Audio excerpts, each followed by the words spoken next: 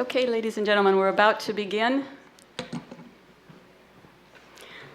So welcome, welcome. I am so impressed to see those of you who have made it here on a Friday afternoon, dead in the middle of summer after a long, hot week in New York City and around the world, I'm sure as well, a long, hard week. And still we have dedicated souls coming to hear and talk about evaluation. So thank you for coming. I think what we have planned today is going to make it well worth your efforts for coming this afternoon. I'd like to then welcome you to this panel on empowering countries through evaluation, which will emphasize the role of evaluation as a country-level tool for the new development agenda, and I might add also a tool for the people, and there'll be more about that to come. This event is being organized by the UN Evaluation Group, or UNEG. My name is Deborah Rugg, and I'm the chair of UNEG. So it gives me great pleasure today to introduce this session to you and moderate our deliberations. This video that was playing in the background is a composite of views from people of all walks of life about evaluation over the past few years, from the Secretary General himself down to frontline workers working on development activities and civil society, including also a number of UN officials and people at all levels, national, regional, global. So we're really pleased with that, and that is also on our web and will be playing in many situations in the future, and will be available as you need it. I'd like to pass on the regrets of the Secretary General, who was invited and hoping to attend this session today. He had many competing demands this afternoon and sends his regrets, but wants you to know evaluation is extremely important and near and dear to his heart, and wishes us well in our deliberations and looks forward to the outcome of our dialogue in a meeting report that we will prepare. And in his report, as he has noted in the report, A Life of Dignity for All, he observed that strong monitoring and accountability, including evaluation, will be crucial for the implementation of the post-2015 development agenda. One of the 4 objectives of this 4th Development Cooperation Forum is to identify ways to enhance national and global accountability and effective monitoring of development cooperation. Specifically, the DCF this year seeks to support the development of minimum accountability standards and support individual countries in their efforts to put in place full-fledged accountability mechanisms and effective dialogues. This panel will discuss how evaluation can and should be a part of this accountability framework and the accountability dialogue, especially at the country level. Evaluation is a powerful tool for greater national and global accountability in development cooperation. It is also a powerful tool for the people in knowing that what's going on in their countries is actually making a difference if programs are effective. By explaining what works and what doesn't work, evaluation can help guide decision-making, policies, improve development results. Importantly, it's also a genuine avenue to strengthen national ownership of development, and thus helps clarify 3 basic questions. Are we doing the right things? Are we doing those things right? And are we doing those things on a scale that's actually making a difference? This event will explore the role that evaluation can play in empowering countries. It will consider how building evaluation capacity at the country level can and should lead to greater ownership of the development agenda, and how stronger national evaluation systems can be part of an inclusive and robust global accountability framework. In doing so, this event will put the issue of national evaluation capacity building on the post-2015 development agenda and act as a catalyst for evaluation at the national, regional, and global levels. Our speakers today include leaders from government, parliaments, academia, and the UN system. Our group, the UNEG Evaluation Group, has organized this event, and our group, if you don't know, represents evaluation focal points, leaders, and units across the entire United Nations system. Our aim is to strengthen the independence, credibility, and utility of evaluations across the UN. We also advocate for the importance of evaluation in learning, in decision-making, and of course in accountability. And we support the evaluation community within the UN and beyond. So this event is also an opportunity for me to tell you about an exciting global movement starting at the end of this year, all through next year, called 2015, the International Year of Evaluation. This was a grassroots global movement that was started by a group called Eval Partners. These are the voluntary professional evaluation associations around the world, of which there were only about 15 about 7 to 10 years ago, but now there's over 149 such voluntary professional evaluation associations. This group has gotten together and said it was time for evaluation to step up to the plate, join forces, and establish the role and the function within each country so that it could be stronger. And by banding together globally, each country is empowered. So a global movement has taken shape and is being increasingly endorsed. It's been endorsed by the UN Evaluation Group and many other associations around the world that 2015 will be a watershed year to synthesize, organize, and integrate an advancement for evaluation globally, regionally, and especially with country-level events. So there'll be trainings, meetings, efforts to launch better evaluation and plans for significant follow-up. There'll be webinars talking about the development evaluation agenda from 2016 to 2020, and those things we can talk about more as we go on today. But I'd like to stop there and start our panel, and thus it gives me great pleasure to introduce our first panelist. And if all the panelists could come up to the table, please, we'll begin. Our first speaker this afternoon will be Mr. Arsenio Balisacan. He is the Minister of Socioeconomic Planning of the Philippines. Prior to this appointment by the President, he was the Dean of the University of the Philippines School of Economics, where he holds the rank of full professor. Please join me in welcoming Mr. Balisacan, as he has traveled far for this event and as he is a strong champion for the use of evaluation by national governments. Mr. Balisacan. Would you like to use the podium so that he can... Okay. Otherwise, I can speak here. That's okay.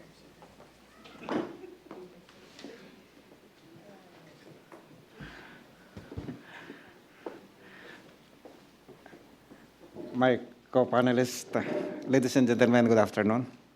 I promise to be very brief so that we would have more time for open discussion. I am pleased to take part in this important event and empowering countries through evaluation, and hopefully contribute to a better understanding and practice of evaluation as an important instrument for decision-making, promoting transparency and accountability, and ownership and partnership for development.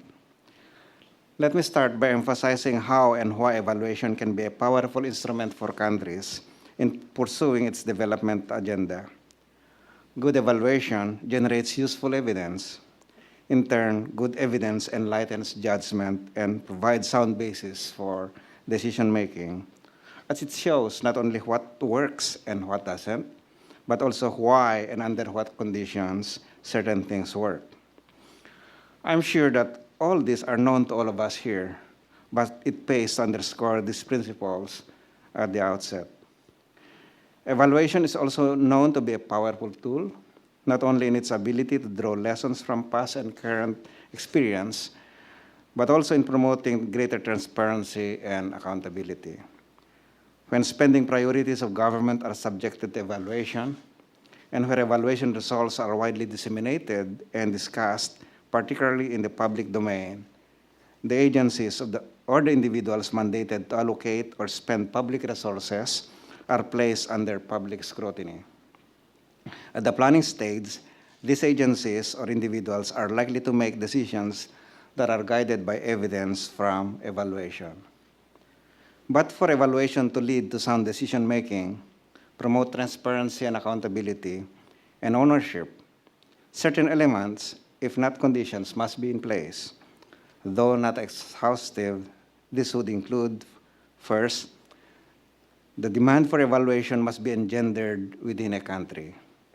Such demand can arise from legislative, administrative, or policy regulations that are linked to the broader sphere of public sector management. Where government has adopted a performance management, results-oriented system as what the Philippines has set out, the demand for good evaluation naturally grows. Demand for evaluation can also come from unempowered citizenry and from interest groups. Second, as demand for evaluation increases, the capacity to meet such demand needs to be stepped up. Building local capacity implies strengthening local institutions involving academic and research bodies, statistical agencies, as well as other government agencies at both national and subnational levels. Thirdly, the role of joint evaluation between development partners and the country must be seen and organized as an instrument of mutual accountability. Therefore, the perspective of both parties are important, but should not diminish country relevance and ownership. After all, external finance should at all times be in support of country priorities. As a final note, the unquestionable benefits of evaluation can be realized if resources are mobilized and allocated to support the whole infrastructure of evaluation, from the design of evaluation to the systematic generation of relevant data with the required data integrity to the actual conduct of evaluation, and to the dissemination and use of evaluation results. In many developing countries, as in my country, there continues to be a major challenge of allocating from government's own budget resources needed to even generate good baseline data, much more for evaluation itself. The main reason for that is that data, particularly research, usually does not show tangible benefits immediately, and do not therefore occupy a high priority for many politicians who are very much concerned about the next political or electoral cycle. But on the other hand, development partners' resources for evaluations are largely, if not solely, for their respective programs and portfolio, which of course is expected as they account their delivery and performance to their respective governments. I take this opportunity, therefore, to draw the development partners' attention, and here when I mean development partners, to also include philanthropic organizations, to help build the capacity of governments for evaluation.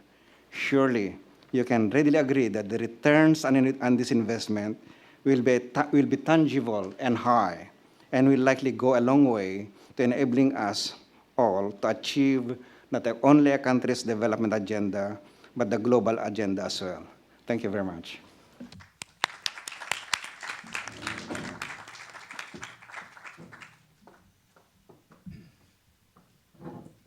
Thank you, Mr. Balisacan.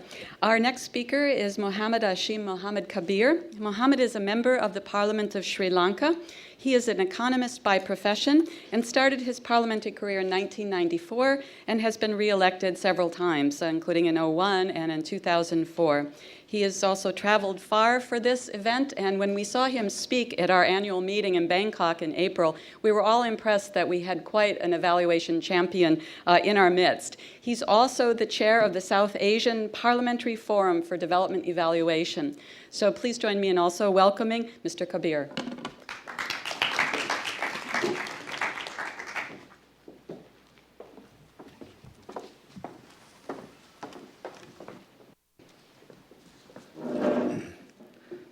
Chair, ladies and gentlemen. Well, I must tell you, I wear two hats. One is a politician, other is a monitoring and evaluation consultant. So I was wondering that if I wore the hat of a politician and made a speech today, then it'll be so long that you wouldn't be able to stop me. Because you give a microphone to a politician, he doesn't give it back. But again, I thought if I spoke as an evaluator, you wouldn't understand a damn word I said. So I thought my speech should be something like a woman's dress, short enough to attract attention and long enough to cover the subject. So I'll stick to that. So, like the Secretary General rightfully said in his report, that strong monitoring and accountability will be crucial for the implementation of the post-2015 development agenda. I think this high-level side event focusing on empowering countries through evaluation actually is the most timely and relevant one for more than one reason. Well, I was thinking that I'll speak. I had a prepared speech, but I'm trying to speak from my heart, because I've come a long way from Colombo, Sri Lanka, to say a few words. I would like to tell you, in most countries, especially the less developing countries and the developing countries, there's a huge dependence on donor funds and borrowed funds. And there's a lot of public sector development projects that are going on all the time. And most often, there's a huge amount of money that is being borrowed. But the most important thing is to find out whether these projects are achieving their targets and goals. And most often, how many people in the government know whether these projects are really achieving their desired targets and goals.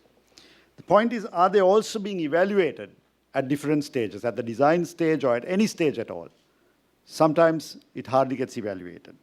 Even if they are evaluated, do these reports really reach the decision makers, the political leadership, to be able to understand the reports and to take action, to take corrective measures? That's a big question mark.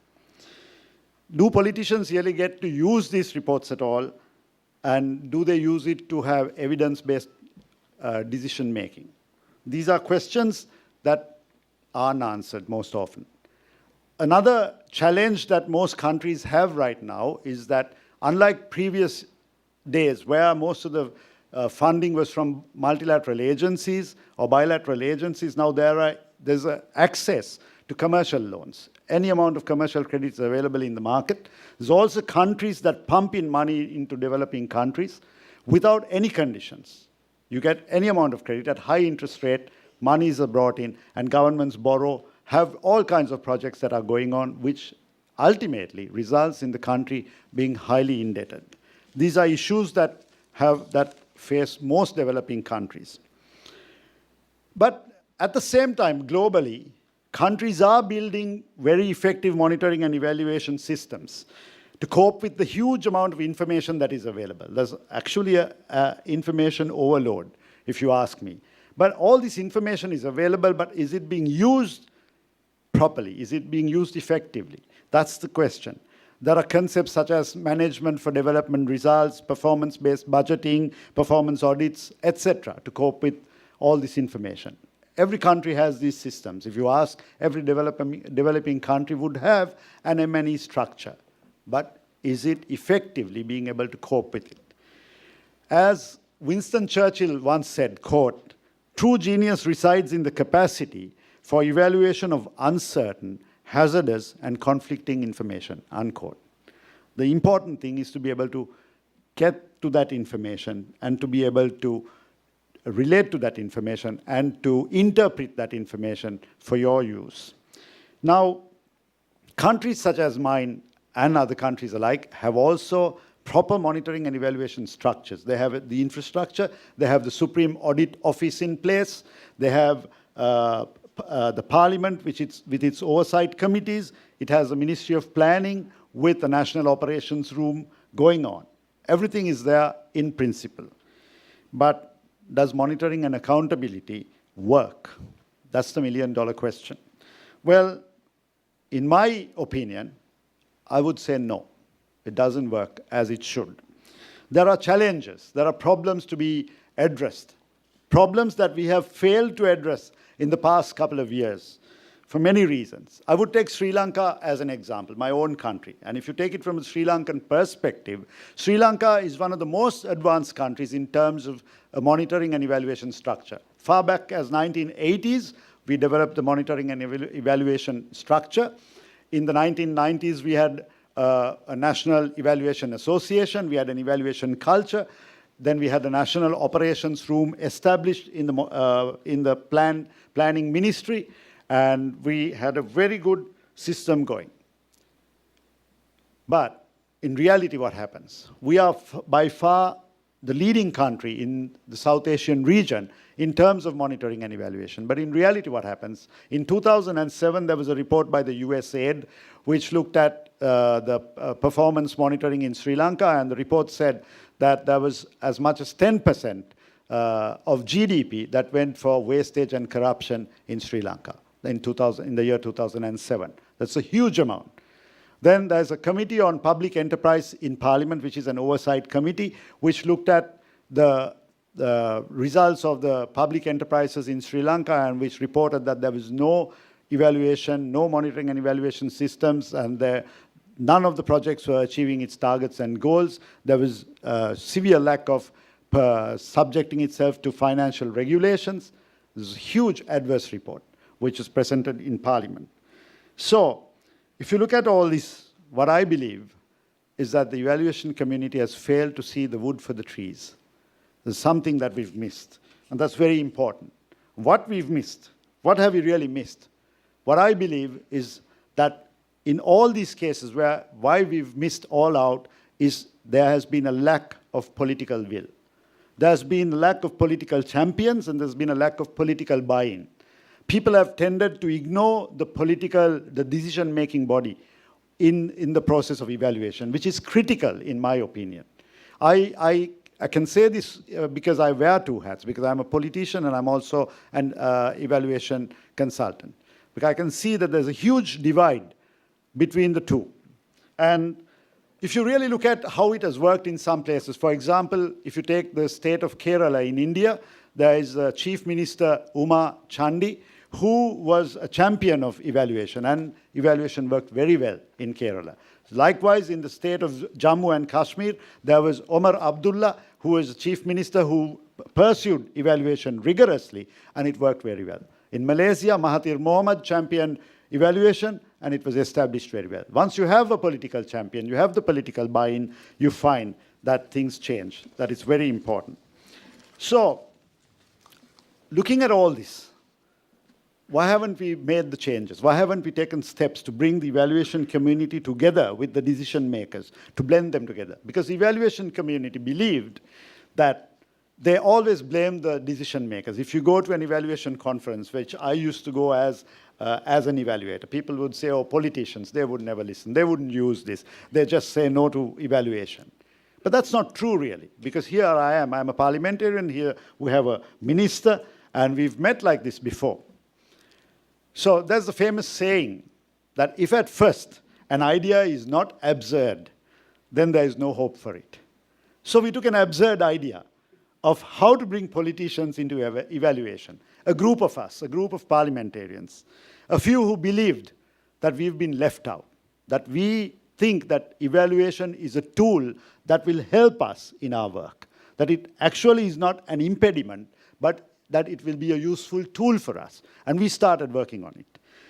Since 2009, we've been trying to promote this. I remember when there was an ideas conference in Johannesburg in South Africa, I went and did a panel as a parliamentarian. And in my panel, there was hardly 3 or 4 people whom I had to beg to come and sit there. Nobody wanted to listen to me, but we didn't give up.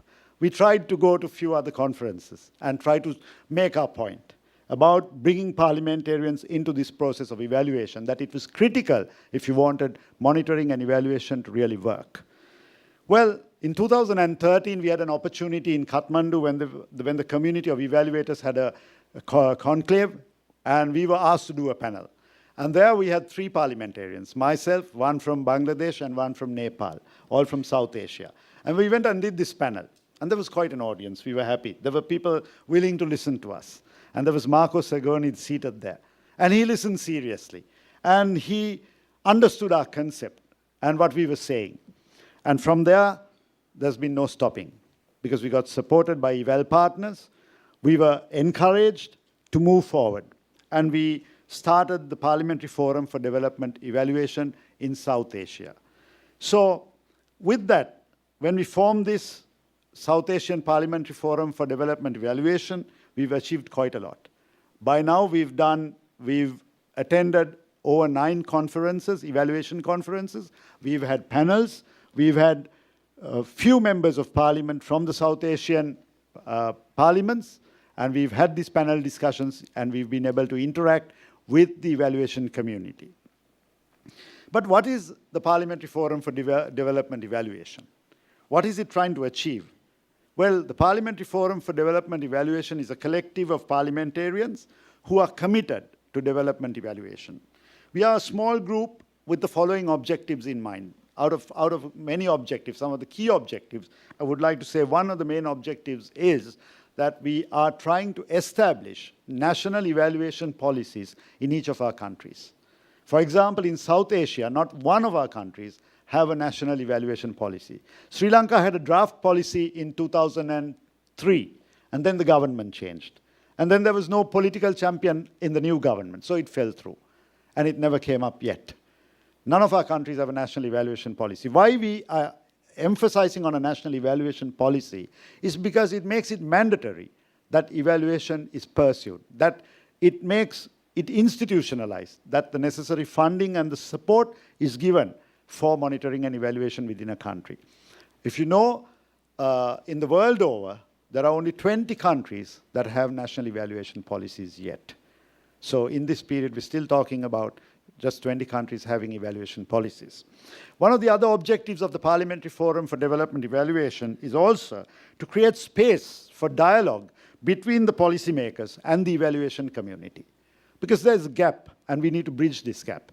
And what we've recommended is that every National Evaluation Association has a seat in its association for the Parliamentary Forum for Development Evaluation, so that parliamentarians in different parts of the world can actually attend the Evaluation Association meetings, the WOPE's meetings, so that they start interacting, so there'll be knowledge sharing, so that they would also come up to date with what evaluation is, because evaluation is a technical tool. So we're trying to create this space, and we've started off by having panel discussions at different evaluation conferences, coming forward as parliamentarians, as politicians, trying to interact with the evaluation community. Another objective that we've talked about is improving the capacity of Parliament and parliamentarians alike. As you know, our jobs are not permanent, like most of yours. We are elected for 5 years. We may win the next election, we may not. So building the capacity of only parliamentarians doesn't get the job done, because we are in transit more or less, right? So we've thought about building the capacity of Parliament itself. And one of the things we've thought about is to work through the IPU, the International Parliamentary Union, to push for setting up a monitoring and evaluation unit in every parliament, to have the experts who would be able to support parliamentarians. Because as I told you, evaluators in their reports, they're so sophisticated, an ordinary parliamentarian or politician wouldn't understand head or tail of it. Usually, a politician would have only 10 minutes reading time in his day. And that 10 minutes would also include reading the newspapers. So in 10 minutes, you give him a 50-page evaluation report, he's not going to even look at it, right? But if you have that unit that can summarize an evaluation report, take out what is necessary for a parliamentarian to understand and use in a debate, to use in an oversight committee, to be able to find out what he needs to look at, whether that particular project has been achieving its goals or targets, and what are the issues, then it becomes easier. So that's one of the recommendations that we've been talking, one of our objectives that we are trying to work through. So, looking at all this, if you look at the Parliamentary Forum for Development Evaluation, in the short time that we've been working, what are our achievements? It's been a tough call, but we've been able to do quite a bit, and we've had a lot of support, especially from eval partners. And one of it is that right now we've participated in over 9 evaluation conferences. Secondly, we've taken it upon us and conducted a global mapping exercise for national evaluation policy. We got an expert consultant to do this, and that's how we have the report to find out how many countries pursue evaluation policies, how many countries are in the process of developing evaluation policies, and how many countries don't even know anything about an evaluation policy. So we've done that, and we have that report. We also have a website for the Parliamentary Forum for Development Evaluation, and we've just started up a training program for parliamentarians, which is online on the website, bringing them up to date about evaluation and what the role of the Parliamentary Forum is. We've also been able to link with the African parliaments, and we formed the Africa Parliamentary Forum for Development Evaluation, and they're also working with the same goal in mind. We've also worked in the Middle East and in the MENA region. The women's parliamentarians have come together, and they are very receptive to the idea of supporting the Parliamentary Forum for Development Evaluation. We're also going to do many more countries in the next couple of months. We've also planned to have a regional consultation in South Asia in September, where we will be bringing parliamentarians from each of the South Asian parliaments to Colombo, where we will be having a regional consultation and discussing what it would take to establish national evaluation policies in each of our parliaments. So we are working on that. And we are also hoping to have the Evaluer conference in 2015 in Sri Lanka in the Parliament House of Sri Lanka itself. So in conclusion, I know my time is up and I can't take much more time. I would like to say that if the new development agenda for 2015 is going to be an improvement from the past, we need to think outside the box and make changes. I think if evaluation is truly going to be a country-level tool and if it is going to empower countries, then integrating the parliamentarians and policymakers with the evaluation community is essential. Thank you.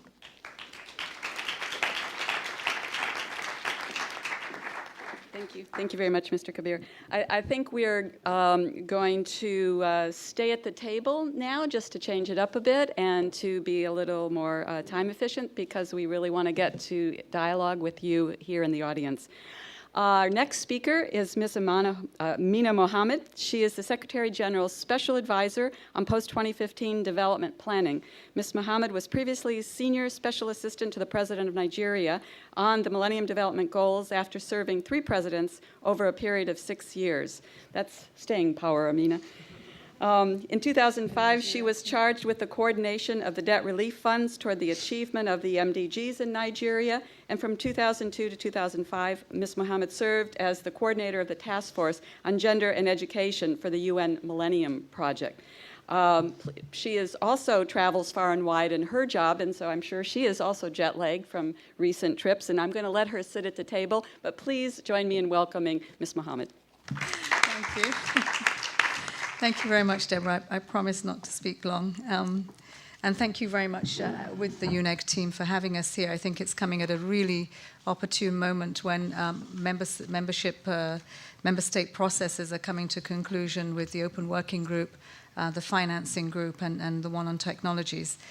Still much to do, and so it's really exciting that we begin this discussion now. Of course, we did begin it with the President of the General Assembly speaking to the accountability framework that we would like to see, and that is since going out to the regions to get a reflection on that. We have a huge transformative agenda that we have to attend to, and the country level is going to be key to its success. If we can't implement what we bring from New York down to countries and learn the lessons of the MDGs, then it would have been pointless, all the work of taking the lead and owning this. But I think that what we're seeing so far is giving us indications that this is about to become a reality. Clearly, the financing aspect of this also makes for accountability a very big issue. As we spoke to the accountability framework, the headliner was monitoring and accountability, and evaluation was missing.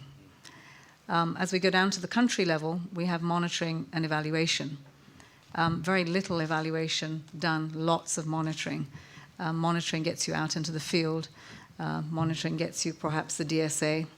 Evaluation is hard work in a back room trying to understand what it is that you've received and to make sense of it against a number of asks that we have in the agendas that we put. The key challenge I think we have now, recognizing that we do need an accountability framework, lesson learned from the MDGs, is that still what doesn't change is that the development framework is not a legally binding one. It has to be one that relies on political will, persuasion, and for which we use this as a mechanism to try, without going across the red line of that legally binding framework, make happen, and very difficult to do. We know that evaluation is serving this function because it will provide a key tool for assessing how our policies, programs, and projects will contribute, hopefully, to the development of concrete results of the post-2015 development agenda. But it will also, we hope, establish clear incentives for effectiveness, transparency, and accountability.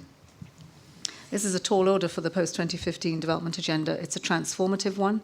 It's one that's going to take time to take root. We are talking about finishing off the MDGs, but setting an ambition that will take time, how we implement sustainable development on the ground, and the different skill sets that we will need from whether it's the UN system facilitating a country or a group of sector ministers trying to grapple with what they have to do with their vision and implementation plan.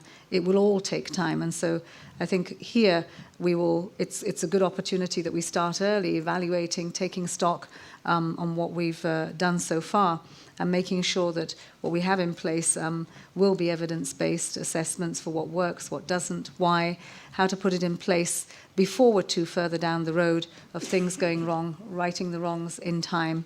And it should be seen as a centerpiece of the learning process. I'd speak to 2-3 more points here that I think are important considerations as this evolves. One is that how key data is going to be, data and statistics are going to be to all of this. And for a larger part of the experience we had of monitoring and evaluating our debt relief in Nigeria, that was what was absent. Many a survey, many assumption, presumption, perception, but the concrete evidence in baseline data was very much absent. And so it was very difficult for us to make some of the judgment calls that we needed to and then point to the evidence, particularly when you're trying to make a case in Parliament and go back for additional resources and show why things worked or they didn't work.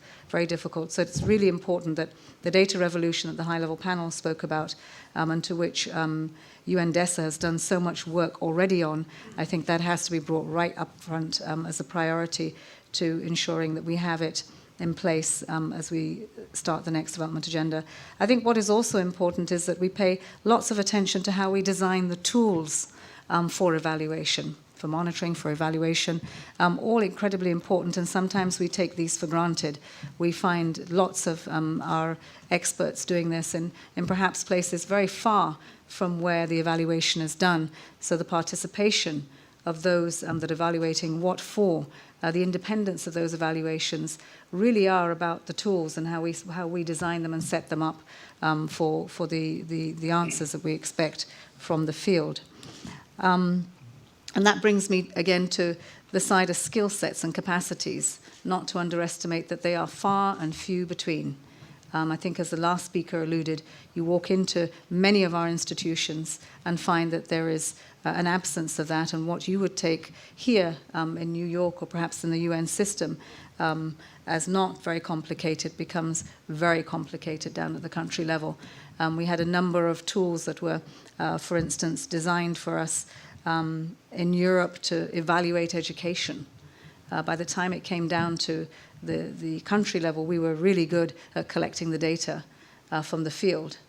And then it sat in heaps and heaps and heaps because there was just an inability to find the skill set that could evaluate this and then feed it into this, I would say, an encyclopedia of information that we needed to take back to the global level so that we would be properly evaluated for progress made towards MDGs. So I think the designs of the tool, the skill sets, the capacities, all really important. Building institutional capacity, important. It's fine to have the consultants, they can actually add value to that, but in terms of the institution, we need to see much more of that happen.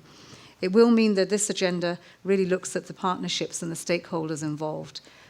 That business as usual won't be what we will need at this time.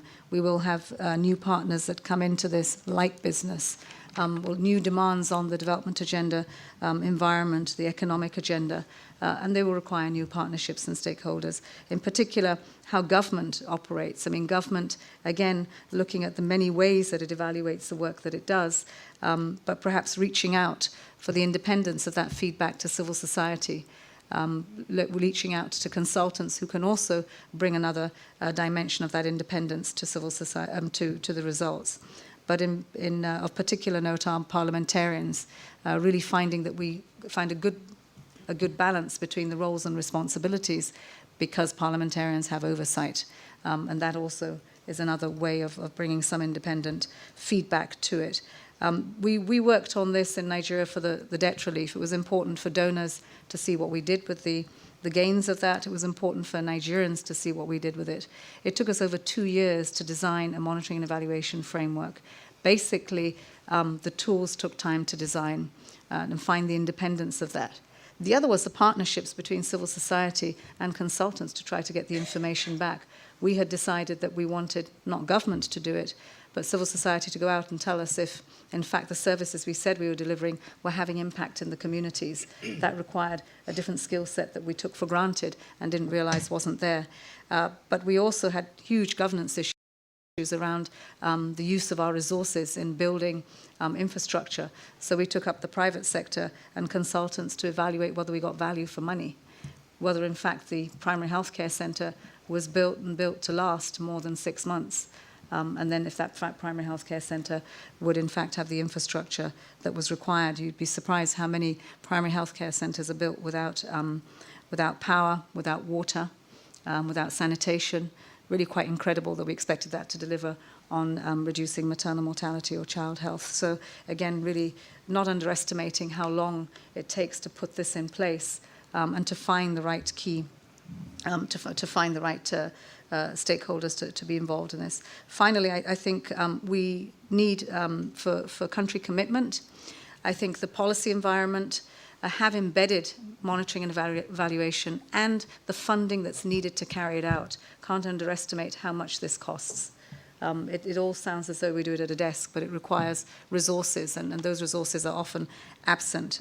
But these must be embedded within the plans that we have so that they will get the funding for them. I think roles and responsibilities, it's key to define that right from the very beginning, from the onset, people's roles and responsibility in this. I think not having that clear has led to a lot of duplication, a lot of tensions about who's doing what, and government's anxiety about this being a good thing for it and not an attack on it.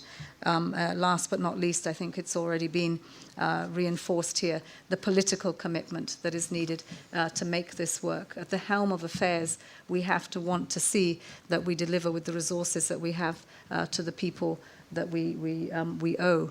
I'm going to end by quoting the Secretary General because I think this is so real to what we face at the country level. Evaluation is not easy, nor is it popular, but it is essential. The current constrained budgetary climate makes it more important than ever. All of us share a responsibility to strengthen this important function. Thank you. Thank you. Thank you. Thank you very much, Amina.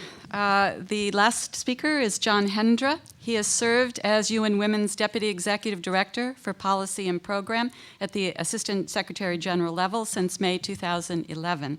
In this capacity, he leads the UN Women's global work, policy work, overseeing its programs in over 70 countries, and manages the Bureau for supporting policy analysis, research, and program management.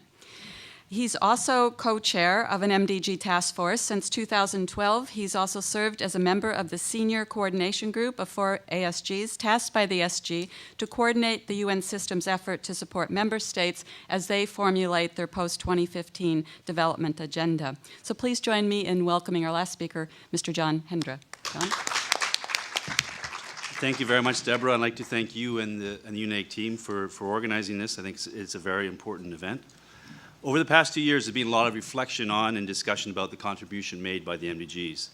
Today, there's broad acknowledgement and consensus that the MDGs have really made a significant contribution to poverty reduction and global development. As a global MDG report just released shows, the world has seen unprecedented poverty reduction and a significant rise in living standards for billions of people. In short, there's a growing consensus that the MDGs have made a real difference in the millions of people's lives and have certainly helped shape the development landscape by galvanizing the development community globally and garnering much broader political and considerable financial support. Indeed, I've seen this with my own eyes, how important the MDGs can be, particularly in terms of national policy prioritization, including in Tanzania and Vietnam, where I've been privileged to serve as UN Resident Coordinator. Yet, As in the case with all development results, there's still the challenge of attribution. In other words, the question remains, have these changes been brought about as a result of the MDGs having been adopted? Do we have the evaluative evidence on results? The evidence is, as some commentators such as Oxfam have noted, somewhat mixed. And as an assessment by the Center for Global Development has highlighted, if we look at significant differences in outcomes and impacts before and after the year 2000, we see that the clearest effects have been on first aid levels, and secondly on the policy discourse around global development. The impact on policy change and on development outcomes overall is less conclusive. In some areas, the link between the MDGs, increased international aid, and enhanced development impact is very clear and convincing. Vaccination and primary education are prime examples. But in other areas, it's less so. Let me be clear, though, this is not an argument for not having global development goals. Far from it. The critical and singular importance of the attention, resources, and policy commitments garnered by a single, now universal, global development agenda for the next 15 years cannot be underestimated. Instead, it's an argument for building evaluation into the design of the new agenda from the outset. Because one reason we can't better assess the impact of the MDGs is that we're not able to robustly evaluate them as much as we would like to. And that's why, as the world discusses and member states negotiate the next agenda, it's so important that we plan for and later properly undertake evaluation of their impact. We need to better understand how development is improving the lives of people around the world, what works, and most importantly, what doesn't work, and how to change it. Evidence of impact, as we've heard, is critical to inform and guide evidence-based policymaking. Hence, evaluation is a really critical and fundamental tool for the post-2015 agenda. It's especially critical at the country level to assess national progress. Because country contexts differ so greatly, it's important that the SDGs and the new targets be customized to take into account specific national circumstances. So too, evaluation also needs to take into account these circumstances. Such robust national evaluation can feed into a global assessment of progress, but even more importantly, it can help inform better policy making. Looking forward, I see 5 key priorities if we are truly to embed evaluation in the planning and implementation of the new post-2015 development agenda. First, and this is an ongoing discussion, as you know, we need to have in place robust data to measure and assess progress. As Amina has already highlighted, we do indeed need a data revolution, and we need to disaggregate indicators by sex, by economic status, income quintile, age, disability, and so on, so that we can really measure progress towards eliminating inequalities, particularly for the most vulnerable. Currently, there's one specific but very important target under Goal 7 in terms of disaggregation of data, and it will be really fundamental to disaggregate all indicators across the framework to really ensure the new agenda is transformative and rights-based. What's more, we also need a gender data revolution to ensure that the 52 standard indicators on gender equality and women's empowerment and the nine now standard indicators on measuring violence against women adopted by the UN Statistical Commission are rolled out globally. We have to properly benchmark and then bring down these appallingly high levels of violence against women. Second, and just as critical as we've heard, is to strengthen national evaluation capacity. Because indicators for monitoring, while certainly necessary, are not sufficient. Countries also need to understand what's working, what's needed, and also what not to do. And national ownership of evaluation processes findings is absolutely critical to ensure uptake and ultimately policy change. Third is to ensure that evaluation is firmly grounded in human rights and equality, including gender equality. UN Women and the International Organization for Cooperation in Evaluation has launched the global partnership we've heard about, Eval Partners, and this is a very important, broad group of 55 organizations to really strengthen national capacities for equity-focused and gender-sensitive evaluation systems. Building and extending these important partnerships in the future will be key. Fourth, as we've also heard, accountability and transparency are critical for a universal, rights-based, and especially critical for a transformative agenda. The results of new commitments made by countries and by partners must be robustly and transparently assessed and evaluated. And this means that evaluations must be participatory and inclusive at all levels. More than 3 million people around the world now have participated in UNEG consultations on the post-2015 agenda. And all over the world, people are saying that they want to say not only in the formulation of the new agenda, but also in the way that it is monitored and assessed, including citizens in evaluation, using all the participatory methodologies that we have at our disposal will be key. And finally, it's absolutely critical that we really use evaluation and the evidence it generates for policy change. And this is the responsibility largely of governments, but also civil society, even the private sector, and of course ourselves as the UN. It's critical that the UN system takes a much more systematic and robust approach to evaluation, including at the country level. We need to be evaluating our work as one, not only at the level of the UNDEF or the overall framework, but also on a thematic basis, working together as UN agencies to jointly evaluate the impact of our work, whether on social protection, climate change, gender equality, or human rights. And we need to learn from and better share the evidence that such evaluation generates. Because when we look back on the next generation of the SDGs in 16 years' time, we should be in quite a different situation than where we are today with the MDGs. We should be able to clearly understand the impact of these new goals and the extent to which they have led to what I believe will be transformative development change. Evaluation which is nationally owned, participatory, rights-based, and gender responsive will, in my opinion, be critical to get us there. Thank you. Thank you. Thank you very much, John, and all our panelists. We will now turn the floor open for questions, comments, and any other reflections that you might have. And there are our able assistants standing with the microphone. Yes, a gentleman here in the middle. Could you get him a microphone? Can you say your name, please, as you ask your question? Thank you. So working? Is it on? Okay. I'm Sabir Chowdhury. I'm a member of parliament from Bangladesh. I'm sorry, from Bangladesh. Bangladesh, got Yes. you. A few comments and also a question at the end. From what you're saying, it seems that we are looking at governance as a theme, because this is all part of governance. And although governance was mentioned in the declaration in 2000, it was never really followed up and there was no accountability. I know at the moment for the new goals that are being talked about, we are talking about democratic governance as a goal in itself. And I hope that we will be able to achieve that, because this all really falls under the overall overarching theme of governance. And the issue is, how do we measure governance? Is it possible to measure? And I think this is a really good instance of showing that you can actually, through the evaluation kit, do that. The second point is looking at the Bangladesh experience. I think the evaluation has to be with specific reference to targets. You can't have evaluation in a vacuum. So when you're designing a project, you really have to say what are the outcomes you're expecting from that project. You just don't say that it's going to create employment opportunities. You have to specify. You just don't build new hospitals without improving the quality of care in that hospital. And the same goes with education and more classrooms. So I think how we design projects is a big capacity challenge, because unless you establish that baseline at the beginning, you can't really evaluate it at the end in an objective manner. So I think that is also an area where we would need assistance, or countries would need assistance in terms of designing the project. The point about policy, I think, yes, it's important. You have said that 20 countries so far have national policies. And I just wonder whether anyone has actually enacted legislation to give force to that policy. Because the policy is really where your political will comes in. And then you formulate legislation to give expression to that policy.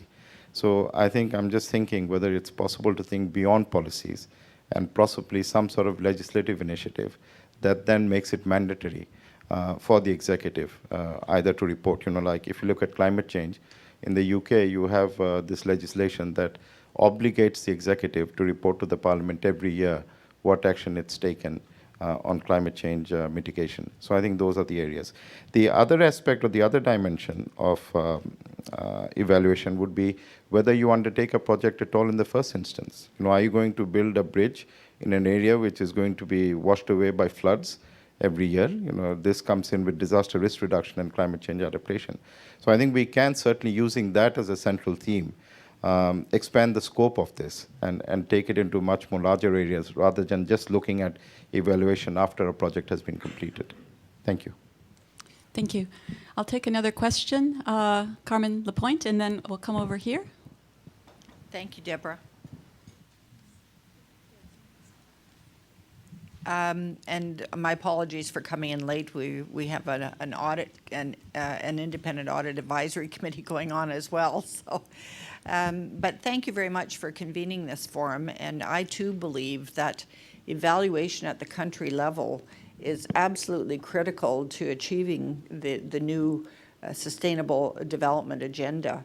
And I'm wondering, how do we really influence this if we have a very, as we've heard from the panel members and from our audience as well, if we have a very uneven level of capacity at the country level to actually carry out the work and to measure the effectiveness in achieving the agenda, what is it that the United Nations can do as a community to try and improve the likelihood that there will be comparability and reliability and integrity in the evaluation data that is collected to measure progress on the development agenda? I think it's not enough to create a development agenda and even identify the projects unless we are also committed as the United Nations to actually providing the resources and the tools in order to develop that capacity. So, I'd like to hear from the panelists whether they believe there is an appetite for that, and whether that should be considered as one of the strategies for the next set of sustainable development goals. Thank you. Thank you. Yes, a colleague over here.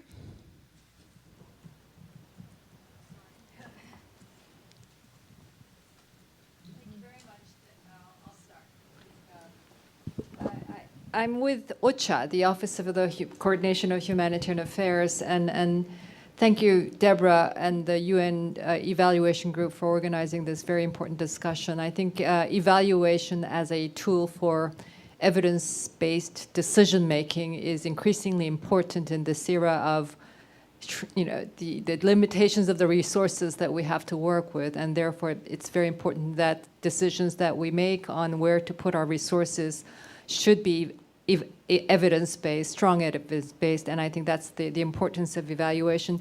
I come from the humanitarian crowd, and I can tell you that the humanitarian community also is taking evaluation very, very seriously. As you may know, we have very big system-wide humanitarian crises unfolding, and these are called L3s because these are system-wide crises where the system as a whole is collectively investing a huge amount of resources, and these are the Syria, South Sudan, and CAR. And as a humanitarian community, we have committed to doing evaluation of the response in these crisis situations.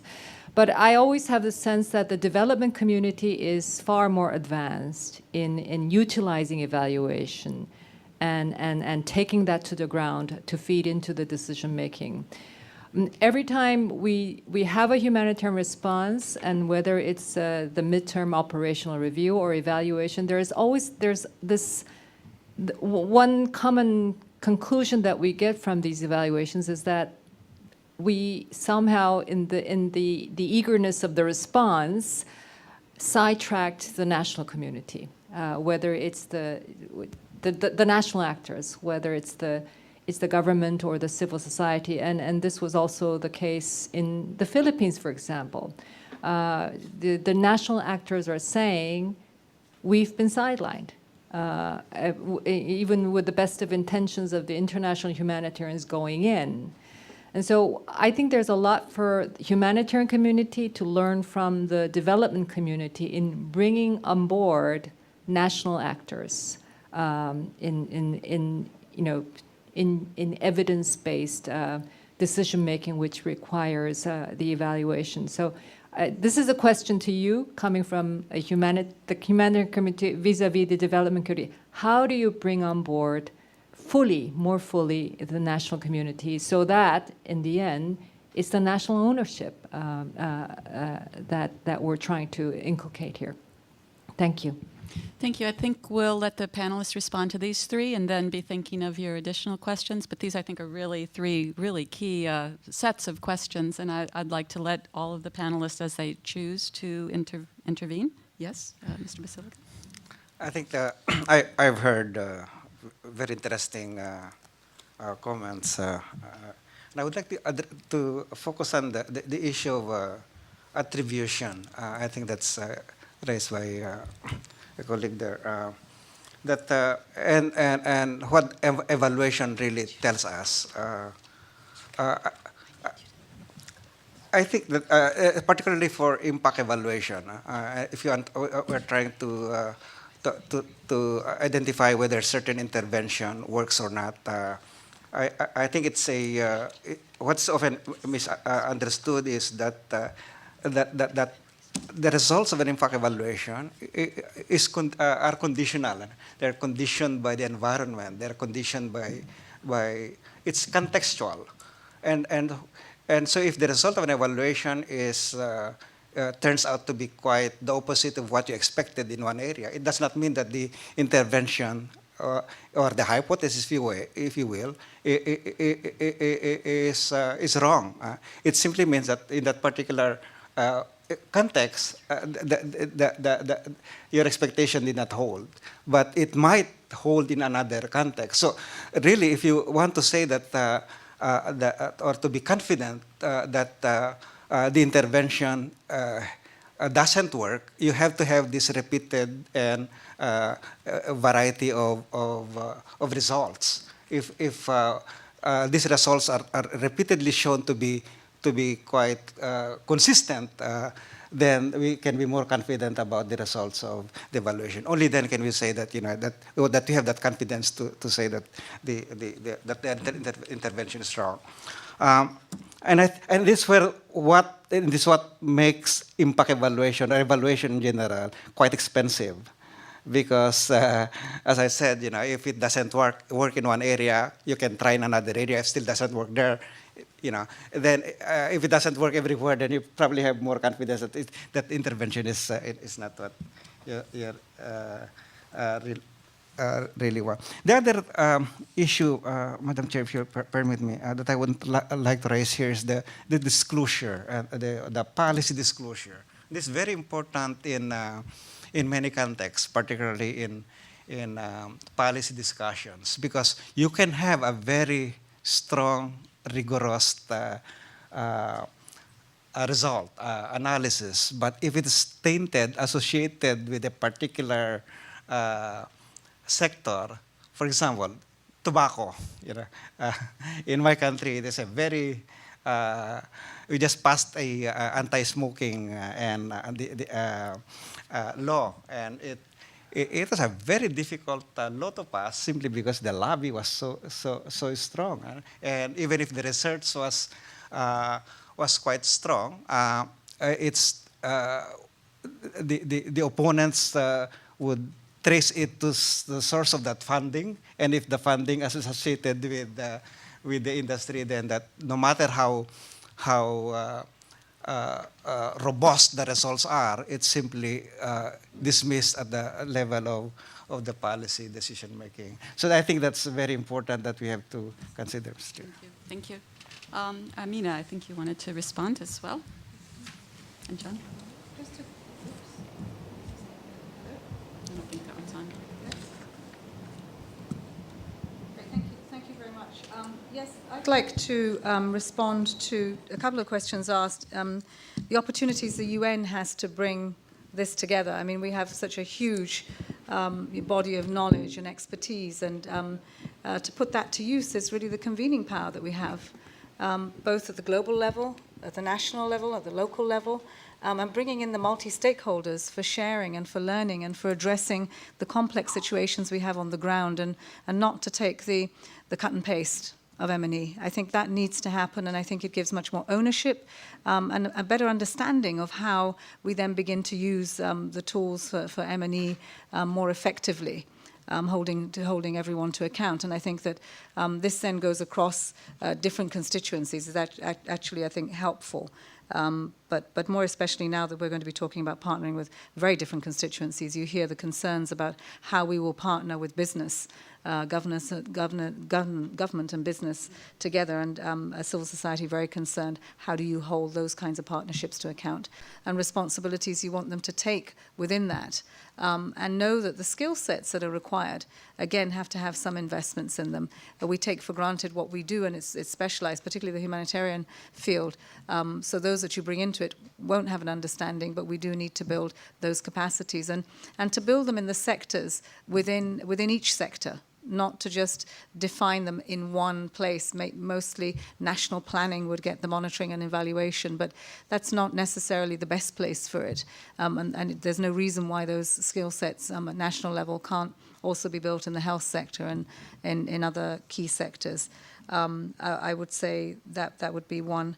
I'm just going to, I know that you wanted me to speak to the funding part of this. When we put together the resources that we wanted to use on the debt relief, and we really did put a lot of importance on the evaluation, the monitoring and evaluation mechanism. There was no appetite to fund it whatsoever. And we had to make a case to the parliamentarians that this, is a very small amount to take care of a very large amount. And if we didn't have that feedback, we would lose so much of it. And in a country where governance was a challenge, we were able to explicitly, with the evidence that we had from just a year of experience, show how that would have made a difference if someone was looking over the shoulder of a contractor, of a consultant, of a procurement agent, would have done so much better. So we did. How much did we use? Often this was a very difficult thing to start to begin with. But we put 2% of what we had budgeted towards monitoring and evaluation. And the first thing we came up against was, what was that for? We had to defend that. And we were surprised to see there were no scales in the civil service to actually pay for that. And so we didn't know, how do we do that then with monitoring with consultants? And with consultants, we had them when they were in the, let's say, in the engineering and architectural fields, but we didn't have them as just monitoring and evaluation consultants. It actually took us a while to find that the M&E, the international M&E body, was the one that helped us with that. So it is a big gap in it, but we used 2%. We encouraged we got incentives from government to want to do this by also understanding that even within government, when the budgets are approved, that department's the last to get anything at all. It exists, but it doesn't get anything at all because you can't really touch and feel its dividends of democracy. And that's what people want to see. They want to see something that they get in a return for investing, particularly our parliamentarians. And so there again, we also ensured that budgets that came to them, that percentage between 2 and 5%, depending on the scale of the budget, came to them and specified for specific activities. And we did really put a lot of emphasis on the training for capacities to do the evaluation, because even when we gave that amount of resources to them, we found very quickly people went out the door to monitor. So there was a new vehicle or several new vehicles and tools for that. And then you come back and you had the same problem. The evaluation as, part of it hadn't been done. Thank you. Thank you. John? I'd like to just address Carmen's question. I think how do we sort of influence and really address uneven capacity? Maybe 4 points. The first one is I think, as I said in my comments, we have partnered as UN Women with the International Organization for Cooperation in Evaluation to set up this global partnership of 55 organizations, which really looks at strengthening national capacities for more equity-based evaluations. So I think we really need to build and extend such partnerships. I think we still. I think it's very important, the independent function of evaluation, but we need to make sure that independence is not at the cost of partnerships in ways that we are able to really have a much greater impact. Secondly, I think that as UN country teams, I think it's really important, and there's nothing really that stops us, that starting with this next agenda, that we had an explicit sort of commitment to really focus on strengthening national evaluation systems. I think what's really important in terms of the data revolution is that there's so many different surveys, labor force survey, the mix cluster survey, a demographic and health survey, and national statistical systems are overwhelmed, and often overwhelmed by the UN. These are important surveys, but there has to be a way to integrate them much more effectively and provide much more sort of joined up support. And I think we could do the same thing on the evaluation side. Thirdly, I think is a very important, as Amina said, of the convening power of the UN, which we've seen through these consultations. And I think there's a lot more of a sort of evaluative evidence from civil society, say, that we are not as aware of as we should be. One thing we've done as UN Women is we have a Women's Economic Empowerment Gateway, which has been really positive in terms of stimulating interest, to the point that the World Bank, IFC, they've posted all of their evaluations on this gateway. So I think we need to look for innovative ways to bring the information together. There's so much out there, but it's so often very difficult to get to it. But some of the more interesting participatory work is often the stuff that you see last. So I think we need to use the convening role. And finally, I think events like this are really important. I think if you have an unbalanced situation, you need to take special measures. And I think we need to take special measures and paying more attention and being more deliberate about looking at the importance of evaluation. Thank you, John. And Kabir, I think you wanted to make a response. Just a quick response of the question raised by the Honorable Member from Bangladesh about national evaluation policy.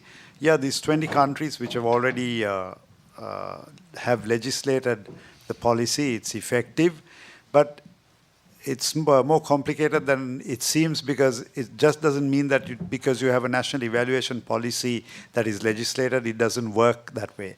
There are some countries which have a policy in place which is legislated, but where the practice of evaluation is very poor. There are some countries which do not have policy in place, but where there is more effective evaluation practices taking place. So it is actually the political will and the necessity also, and the culture of evaluation that has to be pursued within those countries. But having a national evaluation policy at least makes it mandatory. There are laws that are put in place so that everybody falls in line. So that's one of the important things. And I think, yes, good governance is the main objective, and there must be a criteria to measure it. And the ultimate aim is to ensure good governance. And the other question about the national actors, I think that's one reason I said, I mean, most often evaluation is donor-driven in most countries, and one of the ways to bring in the national actors is to ensure that there are there is the political buy-in and the political leadership, the decision makers, the parliamentarians become involved in the process. Because right now they're terrified about evaluation when they don't know what it means. Most often they think it's something that is used against them than something that is for them. Thank you. Thank you, Kabir. I was just passing a note, since we are also surveying how much people are spending on evaluation, what our agencies are actually spending. So I just passed a note to John at UN Women, and John said 2.3%. Expenditures. So we're looking at our range of agencies, programs, and projects to see what kind of ranges are actually being spent on evaluation. But thank you so far for those responses. Can I take another series of reactions, comments? Yes. Again, say your name as you ask. I'm Sachin Chaturvedi. I work with a think tank in New Delhi. I think this is one of the best panels in the whole DCF, and I think it's extremely important that we are attaching importance to evaluation. I would just like to draw your attention on one point that we discussed yesterday evening in DCF, and that's South-South cooperation. There was recently an evaluation done of a couple of projects by JICA in Cambodia, and this included projects funded by China as well. And the evaluation was a bit critical, and China then rejected it, said the evaluation did not reflect the principles that govern South-South cooperation. So JICA has no understanding of that. Now, I think, Kabir, you very rightly said that evaluation is driven by donors. So how you look at the principles, and Deborah, probably you might have also come across this question of bringing South-South cooperation in a major focus. And some of us, we have Andre here and myself, we are working on sort of emerging economies and growing quantum of assistance from them across different developing countries. So how their projects should be evaluated, on what principles? And should that be usual log frame approach or standard North donor-driven development methodologies, or do we require different set of methodologies which are sensitive to the principles of South-South cooperation? And that's the question we are grappling with. So if the panel can help us. Okay, thank you. Other questions or reactions?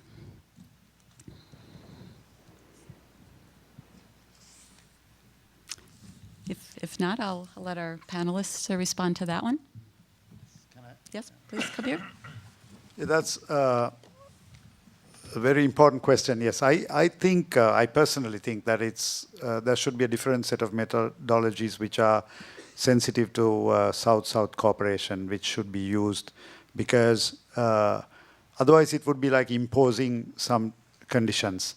So at the moment, that's one of the key issues that is really facing most of the countries, such as the South Asian countries. And so far, we have not seen any such thing that has worked out well. So one thing is capacity within the countries. Capacity is very poor. So one is capacity building. The other is the political buy-in of the necessity to lead evaluations and to make it something within the country. So that's one thing that the forum, the parliamentary forum, is also trying to achieve, that it is a tool that is necessary for the national interest. And in the end, it also relates to the issue of good governance. So putting all this together, I think we need to devise a new set of methodologies for this process. And I might also invite any of our UNEG evaluation heads here who deal with this to respond if you'd like, from UNDP or UN Women or OCHA or UNFPA or... I know from my perspective, and my perspective as working 30 years in the HIV arena and working with countries and trying to assess impact at country, sub-country, country, regional, and global levels, that it requires a blending. It does. It depends on the nature of the question and the audience that's asking. If a donor is asking a question of accountability for the money that we gave you and what did it do and can you be accountable, that's a different question than a learning question that the program and the communities have of are we doing things that are making a difference for our people? Do they understand? Are there innovative ways we might do this differently and divide it up? And what are we learning? How do we make a mid-course correction at a community or a sub-district level or even at a national level? But I've seen you can blend these questions. You can combine. They do take a different approach, but they can be combined. But to be real clear on who the audience is, what do they need to know, and answer the question of the people who are asking it. And sometimes it's a similar method, but it's just the nature of who you're asking in the question.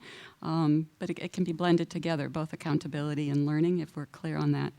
I'd also like to add, I think the question from our colleague from Bangladesh, who I guess has left already, it's right. It's music to the ears of evaluators to talk about it really starts with programming. It starts with program design. Good evaluation, its roots are good program design and management. It's a foundational element.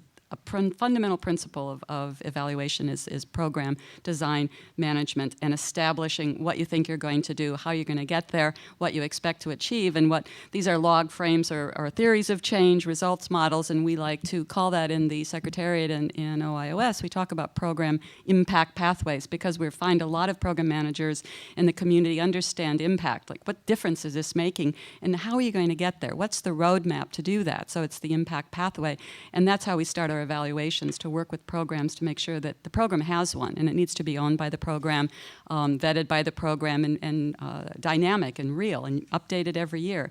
And then if you have that, you can lay a proper evaluation on top of that that will answer questions that are really going to get the information people need to make a difference. So that I appreciated that comment of needing to really start with the foundations and then to establish the baselines, of course. How do we know if we made a difference in the end if we didn't know where we were when we began? A lot of these kind of questions evaluations are addressing.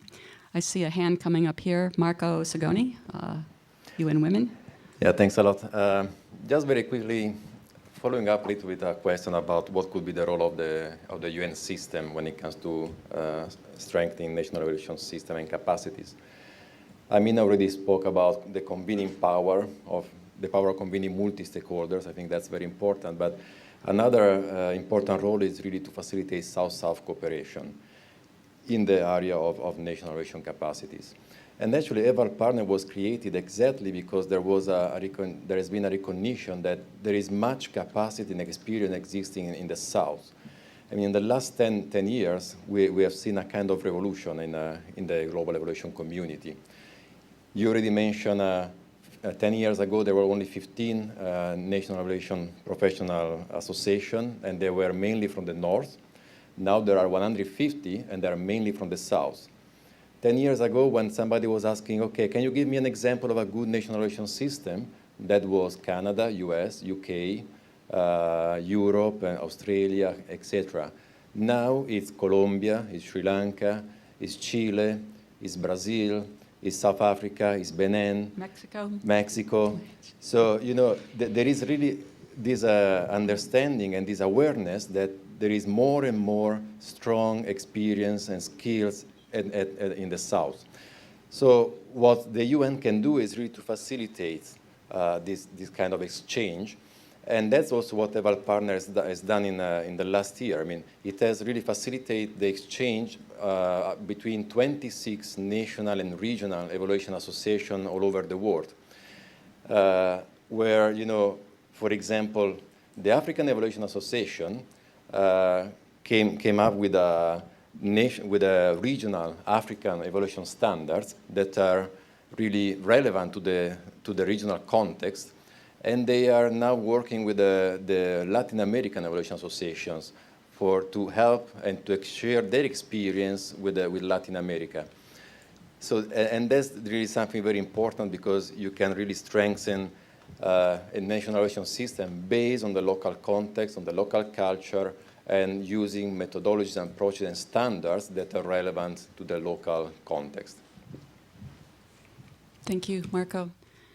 I think to me, one of the big takeaway messages is about the capacity building to do this. As Carmen Lapointe, our Undersecretary General for Oversight Services, articulated, we need the resources to do that. And as our colleagues from the field and Parliament say, we need political will to get the resources to do that. So I think that's where our rate limiting factor is. In the evaluation profession, we've gone about as far as we can go as evaluators to establish norms and standards. We even have guidance tools on how do you build national evaluation capacity. And there are evaluation capacity trainers and providers out there, many good training opportunities occurring in many places. The link that's missing now, as Kabir and Mr. Balisacan have said, is the political will. So how do we get political will? We need to be talking to politicians. And in that vein, we have been in UNEG working hard and tirelessly this past year with our member state representatives in the UN to talk about a resolution as at least one thing that the UN could do at the top level to establish the priority and strengthen the enabling environment, the expectation and endorsement that evaluation is absolutely essential, that it needs to be owned by countries, implemented by countries, and used by countries. And it's going to take a political statement, a political will to just break through that last big barrier. But once that happens, I can envision a rapid uptake because we are standing ready as a profession with 150 organizations and countries around the world with tools and guidances, with very effective training and opportunities and different, not just workshop trainings, but mentoring programs and exchanges and on-the-job activities and peer-to-peer exchange that really works. We just now need the permission, if you will, the endorsement, the nudge to, yes, we want you to come. Yes, we want this to happen. And I think that political will is going to come if the people demand it. And so more and more you're going to hear evaluators talk about evaluation as a right. Like human rights, like gender rights, it's a right of the people to know if the programs that they're being offered and exposed to, if public dollar is going into things that are actually working. And I've increasingly been saying it's interesting to me, spending 30 years in the health arena fighting AIDS, that in health you expect interventions to have been proven effective, that if you're receiving medicines or a treatment or intervention or some health intervention, you assume it's been researched, that there's some evidence that this is actually working. But in the social humanitarian development arena, there seems to be no such concept of expected proven efficacy of what we're being exposed to. So I think the people are increasingly want to know that, is this working? Is this the best way to deliver humanitarian aid, development aid, strengthen the rights of women? Are we doing it the most effective way possible? Well, the only way to know that is to do evaluation. So I think that questioning, that push coming from the people and holding their politicians accountable will be the process to get the resources freeing up, to get governments to own, and the UN to play a role in that process as well. So I think we're at our stopping point, and I would like to thank all of our panelists for traveling so far and making such insightful comments. And thank you for coming on a Friday afternoon and asking questions and being attentive right till the end. Thank you all very much.